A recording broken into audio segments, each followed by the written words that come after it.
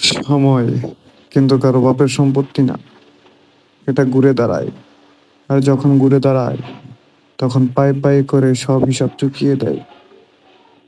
আজ ফুটবল দুনিয়ায় ঠিক তেমন এক চরম বাস্তবতার সামনে দাঁড়িয়ে, যেখানে বছরের পর বছর ধরে বানিয়ে রাখা একটা ইন্টারন্যাশনাল ফ্রডের মুখোশ একে একে খুলে পড়েছে।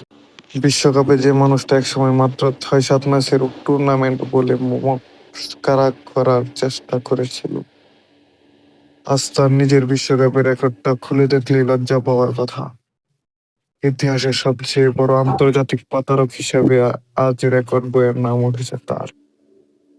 রোনালদোর জন্য এর চেয়ে বড় শাস্তি আর কি হতে পারে? ৬টা বিশ্বকাপ খেলা শেষ, হ্যাঁ, একটাও ফাইনাল খেলা নাই। নকআউট রাউন্ডে নন পেনাল্টি গোল সেটাও নেই। দলকে একক দায়িত্বে সেমিফাইনালে তোলা ইতিহাস গাটুন পাবেন না।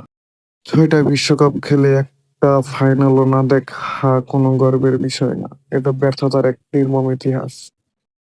মাঠে পারফরমেন্স মাঠে পারফরমেন্স না থাকলে কি আছে? আছে পিয়ার্স মর্গানের পডকাস্টে বসে দেওয়া বড় বড় লেকচার, আছে আই এম ব্যাক বলে সস্তা ঘোষণা। কিন্তু ইতিহাস সাক্ষী, সেই ব্যাক করাটা আসলে ছিল পেট গুছিয়ে বাড়ি ফেরার জন্য। মেসির কান্নার ছবি নিয়ে যারা বছরের পর বছর ট্রল করেছিল, উল্লাস করেছিল, তারা জানতো না সেই কান্নার ভিতরে কি লুকিয়ে ছিল। সেটা ছিল যে ওটা ছিল ক্ষুধা। আর সেই ক্ষুধা একদিন গোটা বিশ্বকাপকে গিলে নিয়েছে। আর অন্য পাশে ৬টা বিশ্বকাপ, শূন্য ফাইনাল আর ব্যাগ ভর্তি অজুহাত। ইতিহাসের সবচেয়ে ওভার রেটেড ইন্টারন্যাশনাল ফরটাস বিশ্বকাপ ছাড়াই তার কেরিয়ারের ইতি টানছে।